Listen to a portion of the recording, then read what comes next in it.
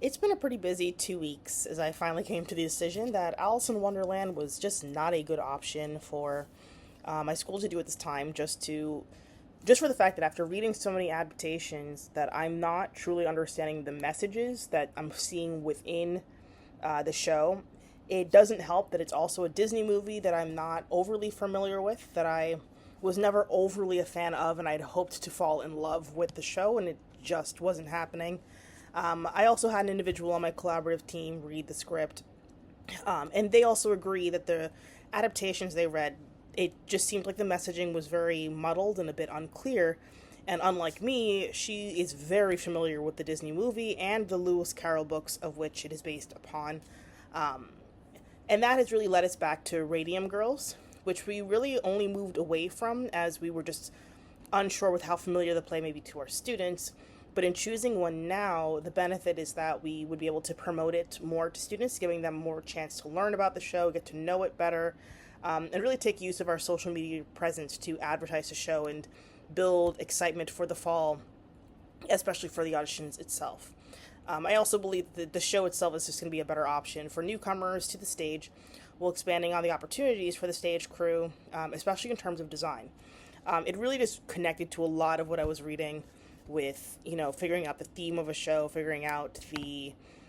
points with the addiction as well, and characterizations that if I can't really understand it on my end, it's going to be very, very difficult for me to be able to share that directorial vision with really anyone and create some sort of vision that really is going to work and translate onto stage well. Having a deeper understanding of a play's message and theme can also aid in the creation of those promotional images. If you're creating original ones that can capture those ideas well for a potential audience. I do go back and forth with allowing students to create original artwork, which I always feature, but it usually depends on what it's featured in. In recent years, it's been more, student work has been primarily more the social media aspect and the merchandise options, and I'm very excited to see what they come up with. Um, Also, regarding then also the promotional campaigns as featured in Baughman's work, I actually just saw John Proctor is the villain this past weekend, and the most I'd really been seeing with the promotional details on that is going to be the devil horns that were attached to the John in the title. The Crucible is a play that I really do enjoy, and I've done before with students. So I love John Proctor as the villain for the ways it further explored elements within the original source material that's sometimes overlooked, but it saw it through a modern lens that made it really relevant for today while still holding on to the themes of the past. After seeing the production, the devil horns and that simplicity of the design, it made so much more sense, and as well as like the images of the young girls just kind of hanging out with, and some of them I think have a lighter with fire as well, as seen in this image here. It's incredibly effective, and the image really, to me, really ties together the ideas and the themes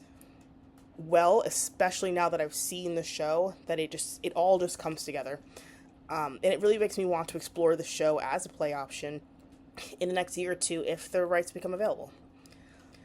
Likewise, the promotional images for a Korean production of Macbeth, I thought were brilliantly done through the use of minimalism and in symbolism. So in this image that you see here, you have the negative space on the actress's back being used as a dagger, representing that violence and the moral conflict that Macbeth faces and features as a hallucination before he murders King Duncan, as he famously states, is this a dagger which I see before me, the handle toward my hand.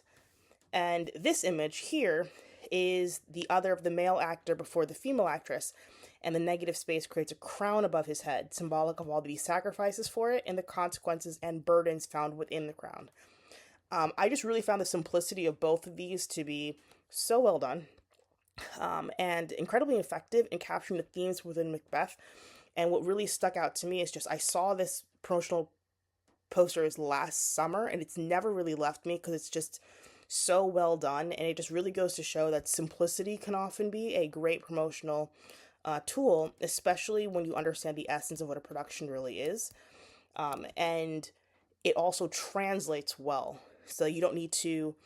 do so much and be so over the top to have a play's message really come through with the promotional aspect to really not just help you and your audience, but also your students as well with understanding the show. Thank you.